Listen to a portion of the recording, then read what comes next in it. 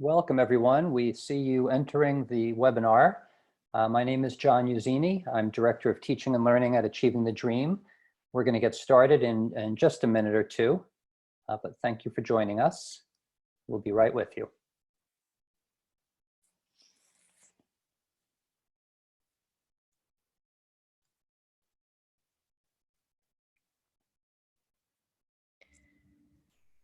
Please feel free in the chat to enter your name and where you're from, and also what role you play at your institution.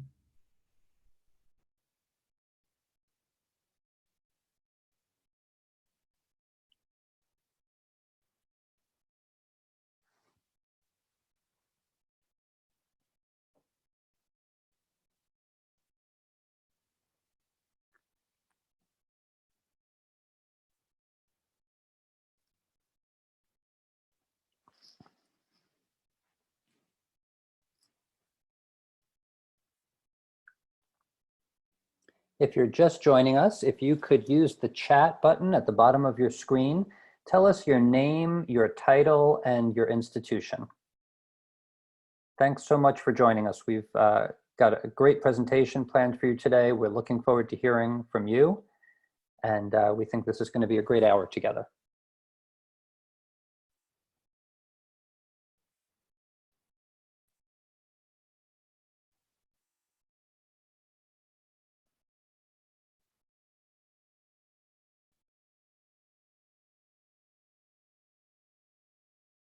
All right, well, as people are entering their information into the chat, I think I'll get us started. Again, welcome. My name is John Uzzini. I'm Director of Teaching and Learning at Achieving the Dream. We're thrilled to have such a great turnout of colleagues from across the country and around the world coming together for the third in our series of weekly webinars on online teaching and learning through disruption. The title of today's session is Innovative Approaches to Content Delivery and Assessment of Student Learning. We came up with this topic based on feedback from those of you who were with us last week and the week before. We know these are topics that folks are feeling a lot of urgency around, and we want to do our best to be responsive. Just some background information. As you can see, we're using the Zoom platform for our session today. A couple of things we want you to be familiar with. At the bottom of your screen in the center, you'll see an option for chat. That's where we're asking you right now, if you haven't already, to please post your name, your title, and the name of your institution. There's also an option down there for Q&A. And so a little bit later, we'll be asking you what questions you have about what we've presented, what ideas you want to share from your own experiences, and we'll focus you at that point on either the Q&A button or the chat button at the bottom of the screen. In the lower left-hand corner of your screen, you'll see audio settings. The settings for this webinar have everyone muted and everyone's camera off. That's partially for security and also partially for bandwidth issues. We want to keep this running as smoothly as possible. But note that there are options for your settings down in the lower left-hand corner of your screen. So again, I want to welcome you. I do want to just give you a little bit of background about our organization, Achieving the Dream. We know that most of you are at Achieving the Dream colleges from across the US, but what we have seen over the past few weeks, and we're very excited to see, is that we are being joined by some colleagues who are not part of the Achieving the Dream network. So we just want you to know that we are a network of community colleges, technical colleges, and tribal colleges and universities. We work with over 277 colleges in 44 states and the District of Columbia. Our work impacts over 4 million students, and we do this work with a staff of over 50 based in Silver Spring, Maryland and Portland, Oregon, and with 60 coaches around the country. We are committed to helping students at these institutions, particularly low-income students and students of color, achieve their goals for academic success, personal growth, and economic opportunity. And we do this work with a model that involves coaching institutions and leaders and faculty and others at these institutions, continuing to do innovative work in partnership with these institutions, and using a model that helps these institutions connect with each other to leverage the power of this network. And that's part of what we intend to do in sessions like this today. The model that you see on the left-hand corner, the left side of your screen, is our institutional capacity framework. And our theory of change is that to the extent that colleges can build capacity in the 7 areas you see in that wheel, that it leads them towards building a more student-focused culture, a student-centered culture, a learner-centered culture at their institutions.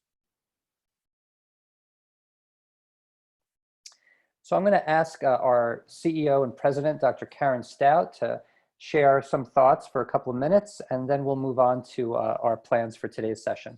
Karen? Good afternoon, everyone. Thank you for joining us. I want to especially welcome a number of our colleagues who are joining us from South Africa. I watched you introduce yourself in the chat, and it's good to have you as part of this, this community. As John mentioned, we're excited about today's topic because it was shaped by our conversations with you in the previous 2 webinars. I want to just share 2 insights. One is an insight that's coming from a national conversation that I'm part of as part of ATD's membership in something called the Washington Higher Education Secretariat, where we're doing a lot of conversation on the use of the pass-fail grade and ensuring that that pass-fail grade can be transferable in this new context. And that's groundbreaking conversation with 4-year colleges that perhaps we could have never had before COVID. So that leads me to this quote that comes from a book by David White that I'm reading right now that was written in 2001. And the book is called Crossing the Unknown Sea, Work as a Pilgrimage of Identity. And he says, you set sail on another ocean without star or compass, going where the argument leads, shattering the certainties of centuries. And that's certainly what you are doing as faculty now. And so I challenge you and your teams, including the leaders of our centers for teaching and learning that are beginning to emerge as real leaders in our work around teaching and learning, to take this opportunity to collect as much data as you can about the student learning experience. And I don't mean quantitative data, I really mean qualitative data, and understanding the impediments students find in their ability to learn, as well as the impediments faculty are finding in their ability to teach in this environment. This is a learning opportunity like no other that we've had in higher education, perhaps since post-World War II and the founding of the community college movement and the introduction of the GI Bill. A president this morning talked to me about developing a matrix that she's journaling around. And I think this could be good for the faculty on this call. There's a column that's before COVID, the way we did things before COVID. There's a column, what we're doing now as a result of COVID. And then there's another column that's after COVID.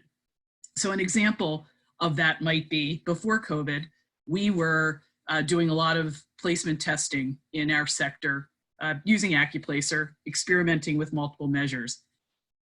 Now we are doing a lot of multiple measures. Most of us have jettisoned placement testing, and we're doing that because of the difficulty around administering placement testing. So the question is, what happens after COVID? How do we sustain some of these models that we think are working and also improving equitable access to our colleges and equitable access to the programs and courses and competencies that our students are desperately need, especially now. So try that framework before, after, and then what you want to keep after COVID. I think we're going to see higher ed and our work transformed, and that's because of our collective commitment to learning as we go through this. So it's great to join you, and I can't wait to listen in and watch the chat. Thank you. Thank you, Karen. So I just want to tell you a little bit about the webinar series. We know that some of you have been with us for each of the sessions we've done over the past 3 weeks. For some of you, this may be your first week with us. This is a weekly series we created. We want to focus on the needs of faculty and staff and students.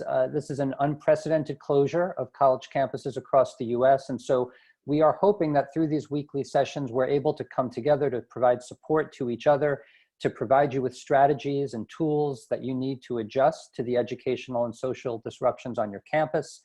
As we've said, connection is so important. We want to use the chat feature in here for people to share questions and ideas. If you haven't yet, please post your name, your title, and your institution in the chat at the bottom of your screen. And as a teaching and learning team, we want to hear from you about your immediate needs so that we can continue to develop just-in-time resources and services that will support you. To that end, on the next screen, you're going to see a screenshot. These are our COVID-19 response resources. There's a link to this on the Achieving the Dream webpage. You'll see the link, the URL is printed for you near the top of the screen. You can find this if you go to achievingthedream.org. And this is an open Canvas site. You do not need to be in the Achieving the Dream network to access these resources. We're continuing to update this nearly every day with resources gathered by ATD staff and also with what we're hearing from across the Achieving the Dream network. We want to be doing everything we possibly can to support your work through this, and so it's great for us to be hearing from you about what will be most helpful. This is our team. I'm proud to be part of a really amazing team of colleagues at Achieving the Dream. Today's session will be led by Susan Adams, our instructional designer, Francesca Carpenter, our Director of Equity Initiatives, and Richard Sebastian, our Director of Open and Digital Learning. I also want to acknowledge the great work of Rwanda Garth McCullough, our Associate Director of Teaching and Learning, and Shauna Taylor, our Coordinator of Teaching and Learning. You may be interacting with me and Shauna in the background in the chat while Susan and Fran and Richard are presenting today. But I want to thank them. They're wonderful colleagues, and I feel so fortunate to be working with them. Here are our 3 outcomes for today. We hope that you'll leave this webinar with a shared understanding of best practices in accessible and inclusive online assessment, an understanding of how to use formative and summative assessment techniques to mark student progress and to support your students' reflective learning, and also an understanding of how to use free and open digital content in your remote teaching through this crisis. So I'm going to turn it now to my colleague, Susan Adams, and she'll get us started.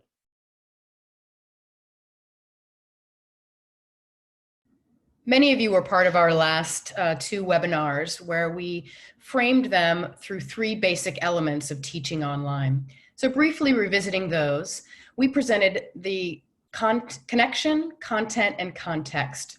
We touched on how to get content to your students online, how to provide context for that content through direct instruction online, and last week we covered how to communicate with your students online.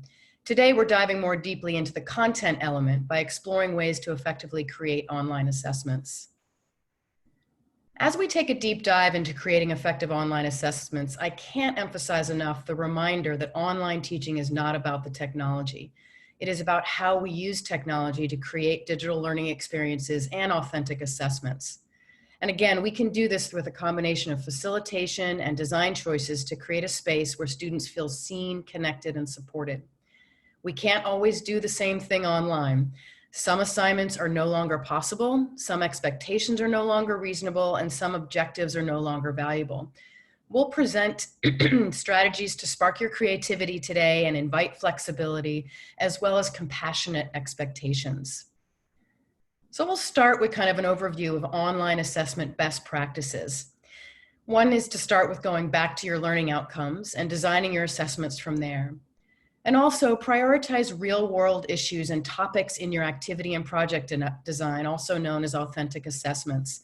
A great example I received from a colleague of mine who's an online educator, Maha Bali from Egypt, and she's having her students do empathy research on other people's experiences of this global phenomenon. This could mean interviewing international folks or others around them, like parents, shop owners, friends in other institutions, or even kids. She also suggests doing an autoethnographic research on their own experiences and feelings learning online for the first time in various different courses. Or they can focus on other elements of their online learning experience. Again, this is authentic, real-world issues that we can bring into the classroom as an assignment. It's also important in these times to ask students if they would rather not focus on COVID-19 and change to other topics, and they might change their mind throughout.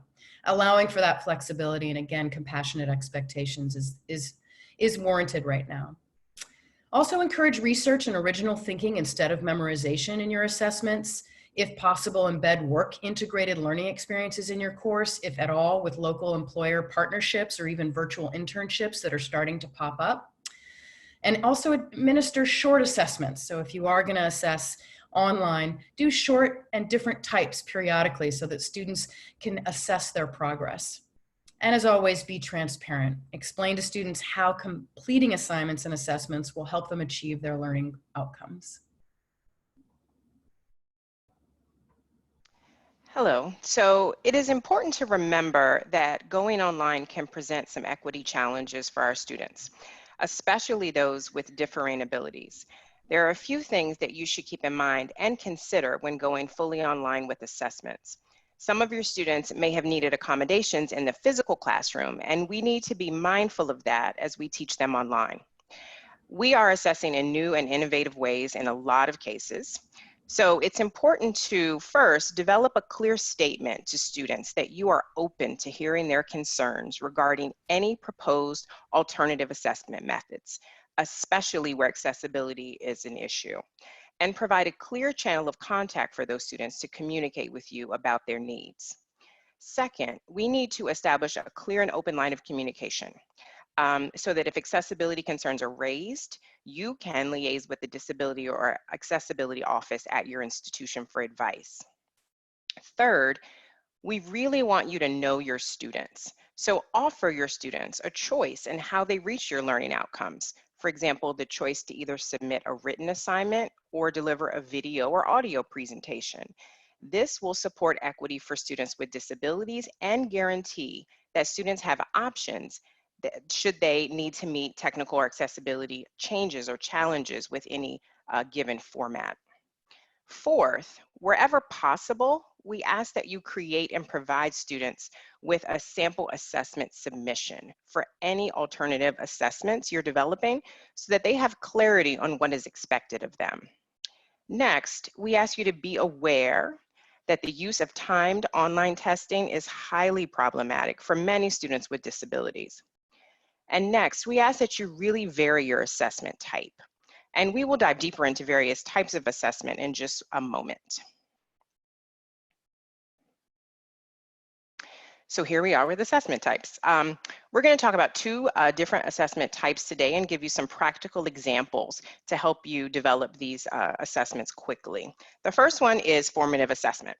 So we know that formative assessment occurs throughout a class or course, and it seeks to improve student achievement of learning objectives through approaches that can support specific student needs. So formative assessments are essentially tools that identify misconceptions, struggles, and learning gaps along the way and assess how students can close those gaps.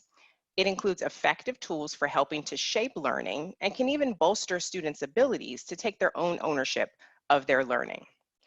So we know that formative assessments should be offered as often as possible. They are a powerful form of practice for students that help them evaluate their learning progress and become more self-regulating.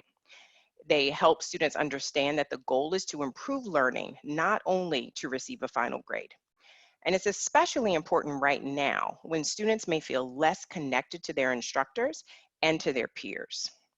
Formative assessments create more stability in a time when students are experiencing a high level of uncertainty. And also, you as an instructor can create a low stakes back and forth feedback loop with your students, and that will help them measure their own progress. The next set of assessments are summative. So when most of us hear the word assessment, we think of summative assessments. Summative assessments evaluate student learning, knowledge, proficiency, or success at the conclusion of an instructional period, a unit, a course, or a program. They're often the most heavily weighted, and we know that they are finite and fixed. Now, summative assessments can be used in conjunction with formative assessments, and it really helps to make sure that the content is aligned with the goals of the course.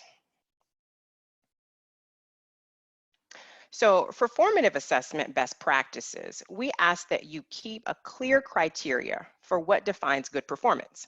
So similar to what you would do normally in your face-to-face classes, we want you to add that extra layer of communication with your students. Explain your grading, your rubrics, your criteria in discussion pods or by email, whatever works best for your students. We want you to encourage your students' self-reflection. Now, instructors can ask students to utilize course criteria to evaluate their own peers' work, to share what kind of feedback they find most valuable. We also ask that students describe the qualities of their best work, either through writing or through a group discussion. Students can develop learning journals that track their learning, and that is also one form of formative assessment. And this can be done online in private discussion threads or by email between the student and the instructor. In formative assessment, it also allows students to take ownership over their learning, which I mentioned earlier.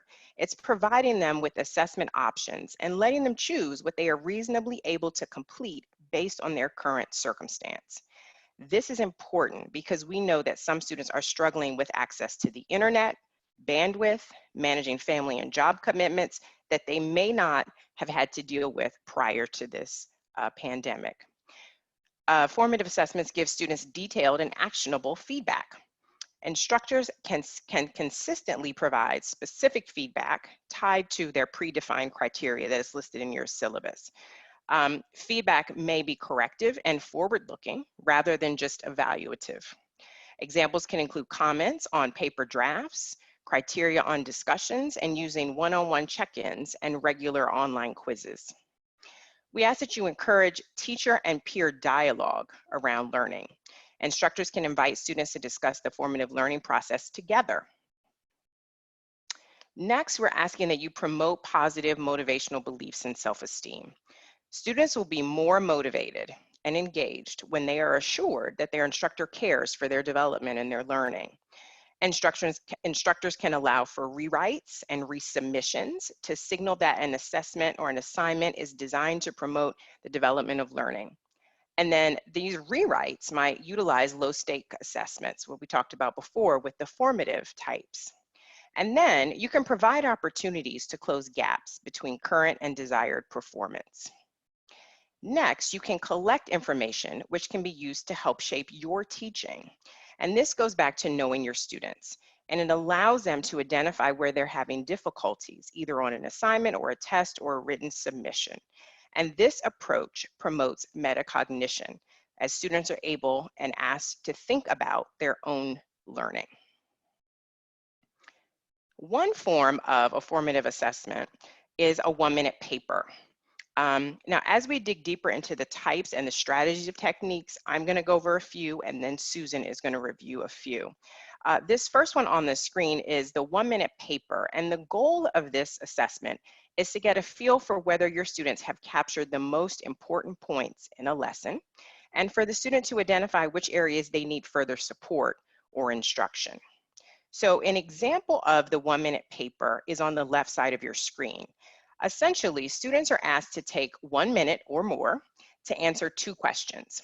What was the most important thing they learned this week, and what still remains unclear to them? So you can structure the questions however you like and vary them depending on your subject matter. Next two are the muddiest point and the one-sentence summary. So the muddiest point allows students to write one learning concept that was unclear to them after a particular lesson or group of lessons. This can also be effective when applied to reading assignments or math subjects in particular. The goal of this strategy is to help assess where students are having difficulties so that you can offer additional assistance or steer them in a different direction. The next is the one-sentence summary, and it allows students to demonstrate their understanding of an idea or concept by writing only one sentence to capture the most important elements. Students write a sentence that answers the questions of who, when, where, how, and why. The goal of this strategy is to form a concise summary of what they just learned. The technology options for each one of these is to submit them via email. So the one-minute paper could be submitted via email or within an LMS assignment tool, or even a post in a discussion forum. The Muddiest Point can also be submitted via email, or you could generate a weekly quiz or survey in your LMS and select the short answer question framework for students to complete the Muddiest Point question. The one-sentence summary could also be emailed or a weekly forum post set so students cannot see their peers post until they post. There are multiple settings in the LMS to consider. when doing assessments, and we'll talk about some of those in a moment. Another great technology is called collaborative learning technologies, CLTs. And we've talked a lot about shared documents, but in groups or pairs, students can view, read, and analyze their peers' work and offer feedback in the form of short notes or verbal comments on a shared document or even presentation. So multiple students can access, develop, and edit that same document or PowerPoint slide deck, which provides unique opportunities for feedback, all shared on one digital space. So the instructor first chooses the place that will house where the artifacts will be posted or linked. It could be done with Google Slides, Padlet, dot storming, real-time boards, or just to name some of the few free collaborative learning technologies available to you. And then the instructor would provide the link to that space in an email or in an LMS. Some of the summative assessment best practices overarching is to think about options based on knowing your students and their capacity. And that gets into the adaptability and the flexibility that we ask in really knowing who your students are. Also consider design strategies that discourage cheating. And consider smaller, shorter exams. So some examples would be online exams, problem-based exams, portfolios, or a gallery walk. If you're going to do a quiz or an exam online, there are some high-tech options of Respondus and lockdown browsers. But again, in the LMS, you do have an option in the quiz and exams tool to randomize the question order, also randomize the answer order, which you'll need to then omit all of the above options. You can also time limit, which we do discourage in these times for students with needing of accommodation. You can also allow for backtracking or allow for multiple attempts. Again, these are things to be thoughtful about, but just know that those settings are available if you have access to an LMS. And thinking about those summative assessment strategies with exams, possibly redesigning multiple choice questions into an open book problem-based exam that requires students to employ original thinking and to solve a challenge or problem. The internet is here with a wealth of knowledge, so really encouraging that critical thinking and exams that do not require that memorization. And exams such as this can be done individually or in teams, or problem-based exams can be mailed. So thinking about low-tech options for students that need that option for you to set up.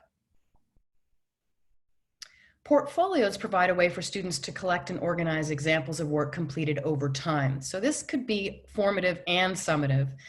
Portfolios allow students to demonstrate formative and summative progress and achievement, and authors can use tools to present their information in a cohesive and personalized format. If you are going to do a portfolio, be sure to help students set a goal and generate an outline and consider what story they want to tell. And having students add artifacts that are evidence of their work, knowledge, and skills with a description of each artifact. This can be done in an LMS, which often has an ePortfolio tool, or in a shared set of documents linked to artifacts in a shared folder. Again, that gets back to that collaborative learning technologies. We could also do a blog, a website, and doing multimedia to a portfolio with audio messages is always a great way to raise students' digital literacy and competencies. The next strategy is a gallery walk, and an online gallery walk mimics the traditional poster board and paper gallery walk technique to showcase student work. In an online environment, students are able to showcase various forms of media with the instructor and with their peers. As an instructor, you can create a PowerPoint deck or a Google slide deck, and then assign each student in the class their own slide. Depending on the class size, you can create one deck per class or one per group. So then you should create clear directions on how students should add media files to a slide and how the class can provide feedback. In this case, you can either do it formal feedback or informal feedback, and it can be peer reviewed or just with the instructor. And we ask that you create a rubric once you establish the feedback rules. So then students can upload their piece of media. So it can either be a video, an image, an audio file to their assigned slide, along with their name and a description of that file. So in order to replace the verbal communication that typically takes place during an in-person gallery walk, you can allow students to comment on each other's slides and ask questions for clarification if needed. So the next is compassionate expectations. We know that we discussed a number of formative and summative assessment strategies and how they can be implemented online. I read a quote in the Chronicle for Higher Ed the other day, and I believe it's fitting for our conversation about assessment. So this quote reads, "The vast majority of us, albeit under extreme pressure, are clarifying what we most want our students to learn, making small and large changes in our teaching, communicating with students more than ever before to find out what is and isn't working for them, and making further adjustments based on what we hear from them." So we ask that you have compassionate expectations for yourself and for your students. Teaching and learning and assessing learning are undergoing major adjustments right now. So to help us make sure we are remaining equity-minded in how we're responding to our students, it's important to consider new grading and assessment strategies, rethinking due dates and how students submit assignments to you. Ultimately, we all know that we are here to extend a sense of care to our students while building an online digital learning community and preparing them for their futures. It is important to note that our students are living through trauma right now, and teaching and assessing with empathy are one of the kindest things that we can do.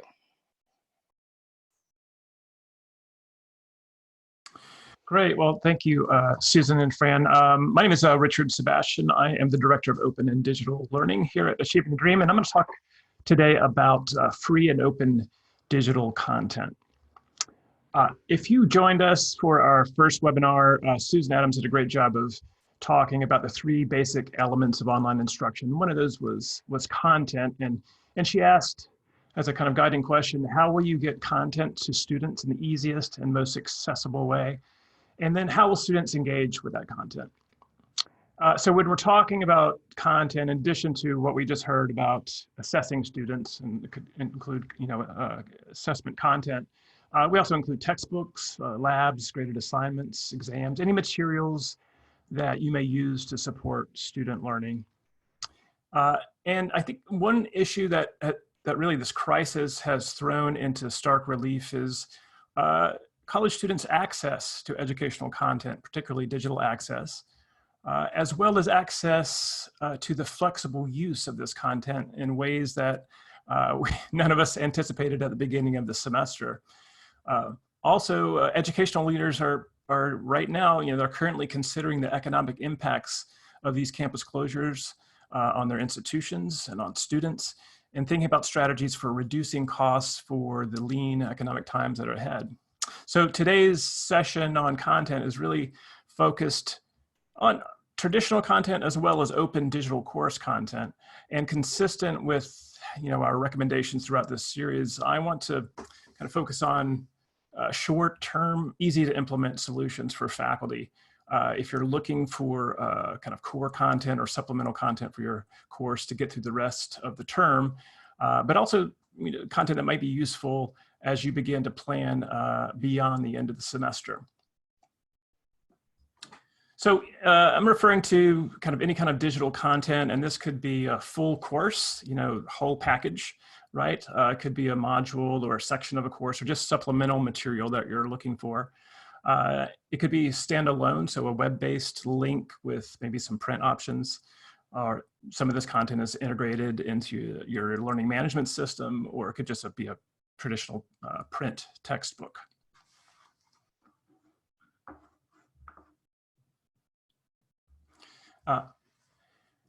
And as you're thinking about content for your course, again, those guiding questions are important of thinking about equity and access, and what's the how can students access this content and engage with it. So most traditional textbook and content publishers are currently providing temporary access to their content and platforms that is usually behind a paywall. So there's a list on the slide of really the major publishers that have stepped up and are kind of helping faculty out by kind of providing free access to these materials. There's another link on the slide that's also really worth checking out. It's called, if you're a Gabriel Garcia Marquez fan, Vendor Love in the Time of COVID-19. And it's got really kind of a lot of resources, including kind of free access to video libraries, research databases from both 4 years and community colleges, as well as businesses and organizations in education. So it's definitely worth checking out. Having access to the traditional content is great. If you want to kind of quickly get up and running, or if you had these, platforms or programs in your course, of course, read the fine print. As helpful as the access is, you need to keep in mind that it's temporary. So at some point, the paywalls will go back up, and the same issues around affordability, access, and flexibility of licensed materials will also pop back up. But another option is open content. Now, if you haven't heard of open content, maybe you've heard of it referred to as open educational resources, but it's really any kind of teaching and learning content, research materials, any kind of medium, video, photos, text, that either reside in the public domain or have been released under an open license, such as a Creative Commons license. And this license permits no-cost access, adaptation, as well as redistribution by others. So open content is another kind of option if you're looking for content, but it's also, unlike the traditional content, will remain free and something that you can kind of keep forever. So why go open? Again, I want to really focus on kind of easy solutions. If you're not familiar with OER or haven't implemented it before, provided some kind of really kind of easy to adopt options. But there was a blog post at the Creative Commons blog talking about why now is a great time for open license policies. And a quote is, while some educators can post existing learning materials for their students, the move online requires access to and the legal rights to perpetually use and adapt materials. This brings into focus the essential need for broad access to open educational resources. So these materials are free, they're flexible, they can be easily shared outside of your learning management system or out any kind of paywall. And they also are, you could edit them or revise them to convert them to kind of low-tech formats like print. And there was a great blog post by someone named Steele Wagstaff. He works at an organization called Pressbooks for faculty for, if you want to go kind of open during the kind of campus shutdown. And he has really 4 points to make. With OER and some of the resources I'm going to suggest to you today, they're kind of packaged together, ready to go. So there really is no work involved necessarily for adapting or creating material. So you don't have to make everything yourself, right? There's plenty of open materials that are available to you. And these materials, again, give you freedom to adapt and use. So as you're kind of trying to remain flexible in this uncertain time and trying to be responsive to your students, this material gives you that flexibility because it's not locked down by copyright. It's not limited by that traditional copyright. He also recommends, and as do I, getting some help from your librarians. They're still kind of, you still have access to them, and they can do a lot to help you out and kind of locate content or help you with that content. And again, really the theme of this series is do what you can to reduce your own anxiety and that of your students. So, don't add too much work for yourself. So the first kind of resource I'd like to recommend, I think is really the best, is OpenStax. This is out of Rice University. And as you can see, they have peer-reviewed, comprehensive, high-quality course material for pretty much most of the general education courses that you might find at a community college or even a four-year college. These come in a number of different formats, including a low-cost print option, color and black and white. You can have mobile-friendly options, web-based options. And so this content is really ready to go. You can just go to the website and access it, or you can modify it, or you could just extract kind of a module or a unit from one of their textbooks to use in your course if you need to. So it's really kind of easy to get started. They're also offering some additional support, like many of the traditional publishers. So they have a group of partners called OpenStax Allies. So these are homework platforms, lab platforms, other kind of products that kind of work with OpenStax textbook content through kind of some ancillary or homework supports for students. So they're providing those platforms. There's usually a cost of $25, $30 a semester. They're offering those at no cost. And there's also a lot of great community curated resources on the site, which the link I've put on this slide. So faculty kind of contributing their own slides and resources that accompany some of these books. So it's a great first stop if you're looking for content or you're looking for a piece for a course that you're teaching this semester, or if you're planning for a summertime course, it's a great place to go and has a lot of resources. The next organization is Lumen Learning. They are a for-profit company. They have two adaptive courseware platforms. One's called Waymaker and one's called OHM or OHM. And they are providing free access and kind of course setup that they promise they can do within minutes, so they can kind of integrate it into your learning management system if you need to, and you can have your course up and running on the same day. And they're also providing free support if you need that.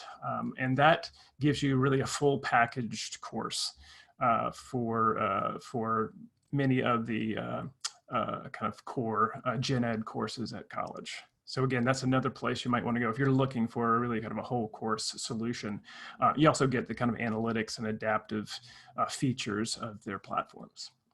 So many, on these webinars, many faculty have asked about online labs, which is really tough. I know that for many institutions, that's they're kind of postponing or canceling those.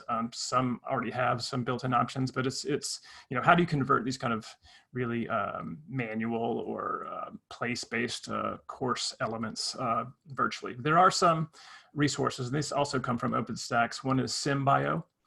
You have to contact them, so there's their email address on the slide, and they have kind of labs for the OpenStax biology book. So if you're using that, or if you want to check that out, you can email them and get free access for the rest of the spring semester. And another organization called Lab Archives, more like lab manuals that are aligned with the OpenStax biology and chemistry textbooks. Again, you can contact them to see what their free offerings are if you're looking for a lab solution. And finally, the third is for Merlot has a collection of virtual laboratory experiences. There's quite a few resources at that link, but you can kind of filter to community college courses, to specific content areas to kind of narrow down some of the options that you'll have for online labs. And then for those of you who may be teaching career and technical courses, there are a number of resources at the Skills Commons site. So they provide courseware by occupation. So if you're looking at a particular occupation, or they have some other ways of kind of finding content that was much of it was produced for the TACT grant in the US from a large multi-year grant where much of this content was created. So if you're looking for career and technical content, that's a good place to start as well. That's a lot.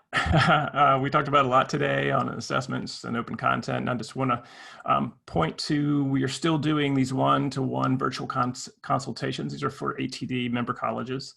But if you need assistance, you have questions about any of these things or any of the topics of our webinar series, you can schedule some time with one of our teaching and learning team, and we'll try to help you out and spend 45 minutes or so with you to answer your questions. Our holistic student support team is doing the same thing. So if you have questions about how to support students off campus with kind of issues related to non-academic or non-classroom issues to support those students, you can also schedule a consultation with them as well.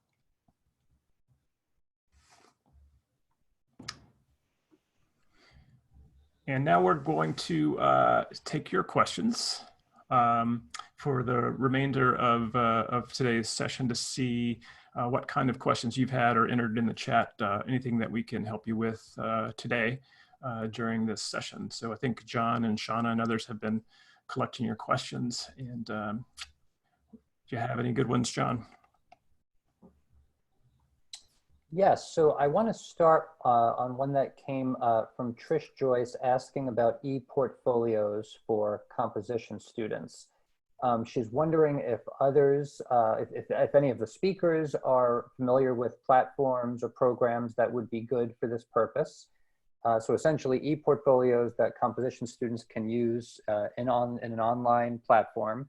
And I don't know whether Richard or Susan or Fran has an idea for that, but maybe one of the participants wants to add a suggestion in the chat if they're using e-portfolios online.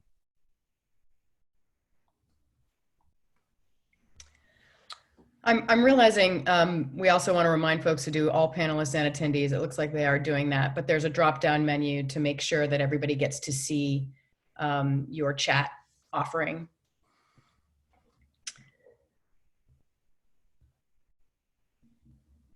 I think I'm not an expert at e-portfolios, but one model that I like is the came out of University of Washington called Domain of One's Own, which is essentially the college provided kind of WordPress blog and a URL for students to kind of track learning from all of their courses and kind of aggregated the work over the course of their undergraduate education so that they were kind of generating a portfolio for their entire college experience that they would take with them after they graduated. So they owned that data in that space.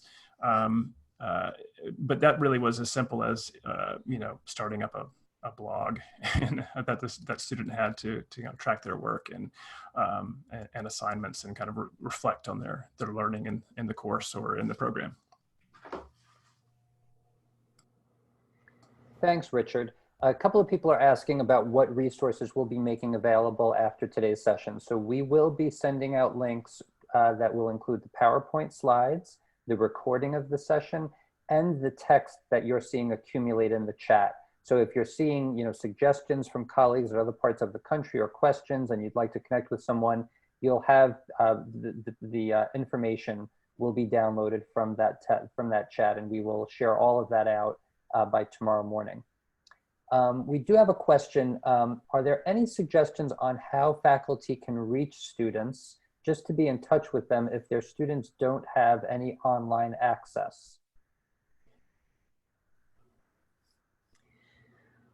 One of the technologies we spoke about in the past webinars was the WhatsApp, which is an online, which is an iPhone and Android phone technology that allows you to text multiple people in a group. And you can do it on the default text tool on your phone, but WhatsApp allows you to do video and audio, and it's a little more user-friendly. And that's something that it's free and available to students if you offer that to them. So that's an option there, is to start using phones more readily. Thank you. And in Susan. the chat, I'm seeing some Facebook Live as an option. And that, it looks like Debbie Aki is using WhatsApp for all of her offsite classes, and it's working well. So that's a great confirmation there. And another option is phone-based as well, is if you're just trying to reach a student and connect with individual students, is just to call them on their phone if you have their phone number and touch base that way. And Tracy Miles is reminding me that Canvas does have Eportfolio, it's called Portfolio. Again, that's specific to Canvas, so it's sort of not agnostic, but that's a tech that if you do have Canvas is likely an option your institution could go with if you want to integrate a portfolio into the LMS. Amelia Jimenez is asking, can we also use Skype, or are there some legal challenges of using Skype with students?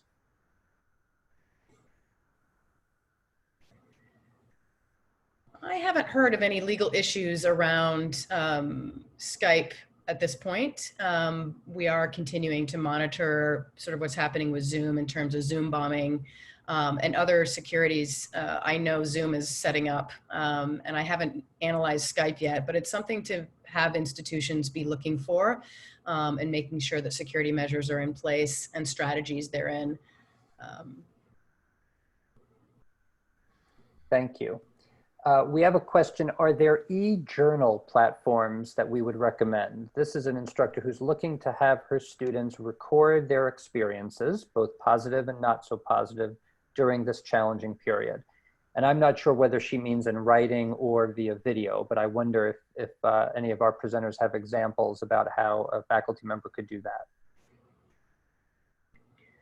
What's so nice about collaborative learning technologies is it really can be just a digital space that students create themselves. There's Blogger, there is even just a shared Google slide. There's websites using WordPress, which can be some of the standards there. You can even have students submit them via email just each week, journal number 1, journal number 2. But it's nice to have a collaborative space where you can actually make comments on that journal. And also, I think WordPress does have a blog plugin for that. Again, that's being in the open space. They may want it more private and just between you and them. So that's where you would want to make choices technologically, depending on your instance. Also, for students who have iPhones, the voice memos are an option for people who do not want to write but want to just talk freely, and they can send those to you either by email or by text.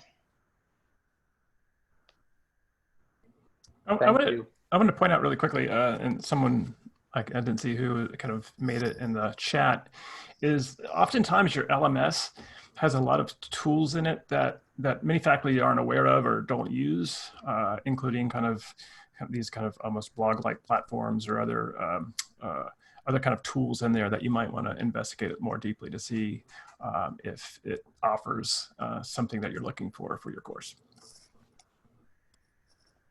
We're seeing a lot of terrific suggestions in the chat. I love all the sharing that goes on during these sessions. And I also have to say, it's amazing, you know, the range of roles that we see represented. We see full-time faculty, part-time faculty in all sorts of disciplines. I'm seeing advisors, folks who are working in student success centers, administrators. It's just really wonderful, the turnout we've been getting at these sessions.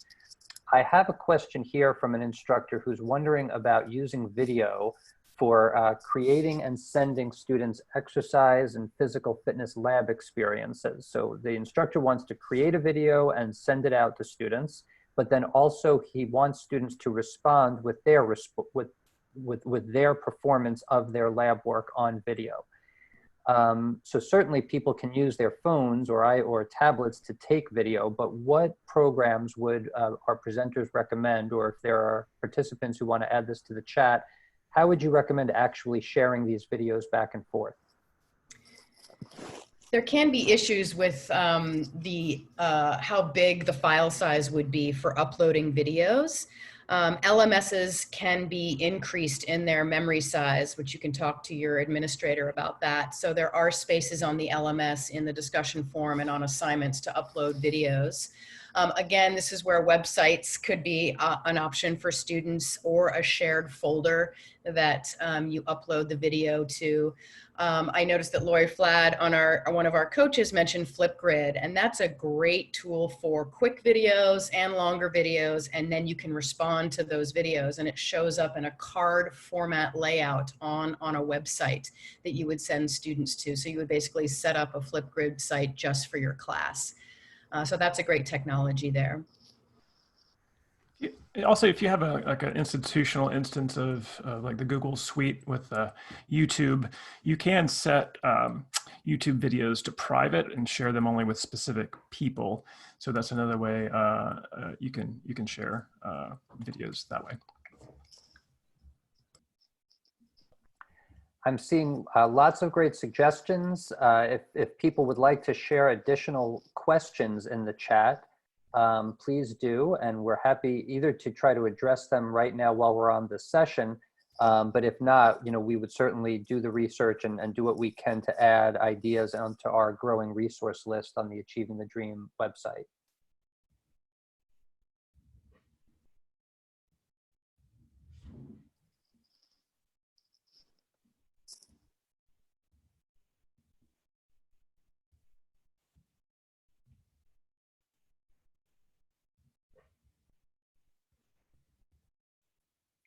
Susan, can I ask you to put up the slide with the screenshot of for the upcoming webinars?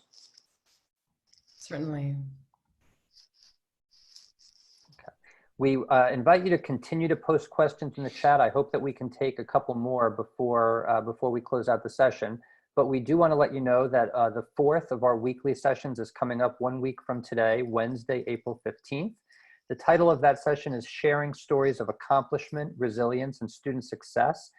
The registration link is posted there, and we'll also be sending it out to you after today's session. But we'll be looking for all of you, especially those who have been with us now for a few weeks in a row, to share about what has gone well. We know this has been an incredibly challenging time, so much unpredictability, so much instability, but we also know that you and your students are exhibiting tremendous resilience, and there are signs of real student success through this adversity. And we want folks to share about that, and we want to be celebrating. So we want to pause and take some time to share these stories and celebrate these accomplishments next week. The following week, Monday, April 20th, there will be a ATD-wide, so for all of Achieving the Dream, a virtual town hall. The title is Supporting Students Virtually During the COVID-19 Crisis. That'll be at 2:30 p.m. Eastern, Monday, April 20th. We'll be joined again by our President and CEO, Dr. Karen Stout, and there'll be staff from across Achieving the Dream's various areas of work. So we'll be welcoming questions on distance learning and instructional design as we have with these sessions, but also providing virtual student supports, leadership and strategy, and communication strategies. So we'd welcome your attendance and your participation in both of those upcoming sessions, and we'd certainly also love for you to share those registration links with your colleagues.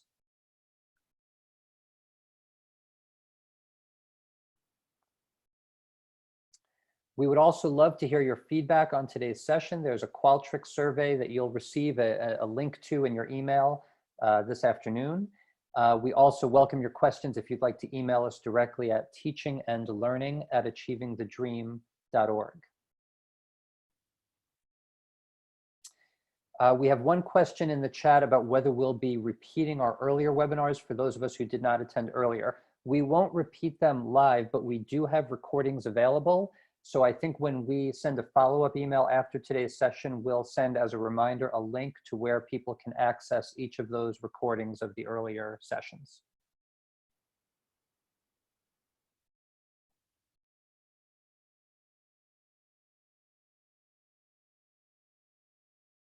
I want to thank everyone again, our presenters for today, Susan Adams, Francesca Carpenter, Richard Sebastian, our President and CEO, Dr. Karen Stout, and all of you. We had nearly 400 people online for this session today. It's wonderful to be coming together in community and in conversation, learning together.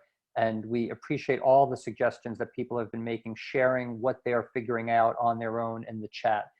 We will share the slides, the recording, and the chat so that people can continue to find these resources, and we will continue to update our resource page on the Achieving the Dream website. We thank you again for your participation today, and we hope to see you back here next Wednesday at 1 p.m. Eastern, 10 a.m. Pacific. Thanks so much, everybody.